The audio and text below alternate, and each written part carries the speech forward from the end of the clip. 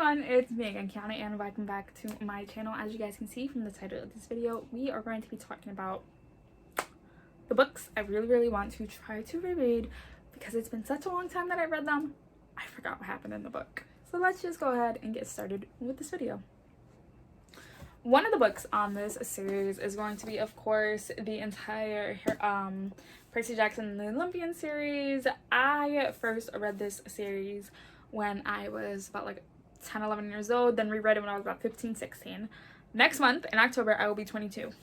That was the last time I reread it. I was like 15-16. I read the Heroes of Olympus series when I was 17-18, so it's been a long time. I forget all the details that happen in the original series, so if you don't know anything about Percy Jackson, you live under a rock. Don't know what to tell you. Percy Jackson is in this first book, I believe he's like 11-12 years old, and he is known as this badass kid. He is constantly getting in trouble. He is constantly getting suspended or expelled from all of his schools, and his mom just doesn't know what to do with him. He doesn't know who his dad is. So he is in this, I believe, reformative school, and he has this best friend named Grover, and they go to this museum of Greek mythology, and there his math teacher tries to attack him. They brush it off like nothing happened, but then when him and his mom get into a fight with his stepfather, Greasy Sal, they run away, basically, and the mom gets attacked by this metasaur, whatever, and Percy Jackson finds out he is a demigod, the son of a Greek god. He doesn't know which one, and he goes to Camp Half-Blood. They stick him in the Hermes cabins because that's where all the kids go who aren't claimed. And during the battle of Capture the Flag, he is declared the son of Poseidon, which is a big no-no because the big three, Zeus, Hades, and Poseidon, aren't supposed to have children. So now Zeus's lightning bolt is stolen and all eyes turn to Percy because he is the son of a big three that's not supposed to be there. And Percy gets his first big thing at 12 years old to go and try to figure out what happened to his uncle's lightning bolt. Love this series. I need to hurry up and reread it because I want to tab it up. The next series I want to try to reread is the Falling Kingdom series by Morgan Rhodes. I absolutely love this series, and I started it my freshman year of college, which was about 5 years ago, and I finished it my sophomore year, which was about 4 years ago. So I have no idea what has happened. So Fallen Kingdom's the first book. This country is broken down into 3 different parts: Uranos, Limros, and Pelagia. Uranos is where the privileged live, which is where Princess Cleo is at.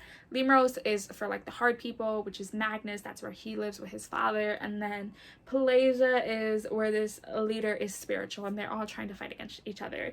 Limros and Pelagia basically team up with each other to tell him to take down Uranos, and we have multiple point of views. We have magic and so much other like twists and turns, and I absolutely love this series. There's supposed to be like a spin-off of the Spirits, but I never really got around to reading that. Absolutely love this series when I first read it, and I do want to reread it really soon. The third series I wanted to try to reread is a trilogy, and that is the Dark Artifice series, starting with Lady Midnight. This is the series that takes place after the Mortal Instrument series.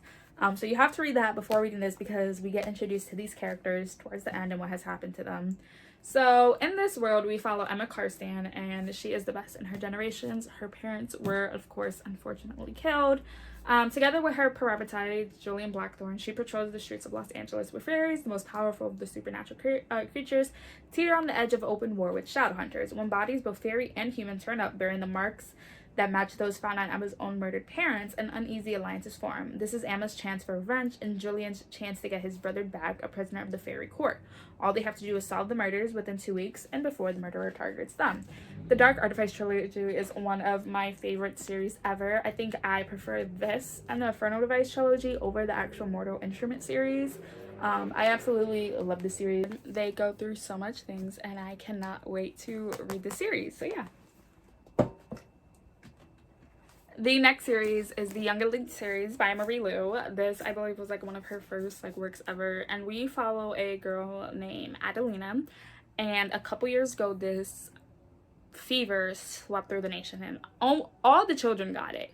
Those who died. Those who survived got magical powers. So Adelina, when she survived, one of her eyes got cut out, and she basically has this dark power that if she listens to it enough, it ends up killing people. So she ends up killing her father. After, like, he says he's gonna sell her, and now she's on the run. And the young elites, which is this group of kids who all survived the fever and all have these you know, supernatural powers, take her in and try to help her, like, hey, don't use it for evil, try to really, like, you know, use it for good, like, don't be like your father. I love this series so much, but I cannot for the life of me remember every single thing that has happened in this series. And I want to do a reread. I want to tab it up. I want to annotate it. I want to do discussions on it. I absolutely love this series. If you haven't read this, this is one of my favorite series by Marilo before the Legend trilogy, because I got rid of that because I didn't like it that much. And then the last series I want to try and reread is A Darker Shade of Magic by V.E. Schwab. This is a trilogy, of course. The other books are, like, right over there. And this is basically their worlds were all once connected, and you can walk through the different worlds. You have Red London, White London, Grey London, and Black London. The doors closed when Black London got really, really greedy, basically speaking, got really, really greedy and wanted to take the magic off for itself. So they shut off the doors. Red London kept the magic. Grey London was okay with not having magic. Nobody knows what happened to Black London. And White London basically fell into despair when nobody had powers because they did not know what to do without them. So we follow a guy named Kel, and he is basically one of the travelers who is able to go into all of these other Londons and communicate between all the royals or whoever's in charge.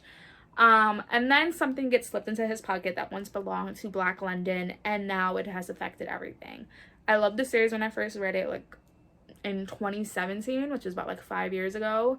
So yes, I do want to reread this, hopefully very soon.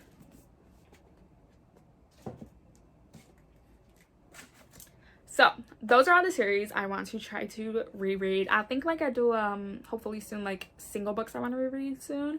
But that's all for this video right here. I'll be leaving here on the side of me 2 videos you guys should go check out. I try to post twice a week. Sometimes life gets in the way. Sometimes work and school gets in the way. And hopefully I'll see you guys very soon with another video. Bye, guys.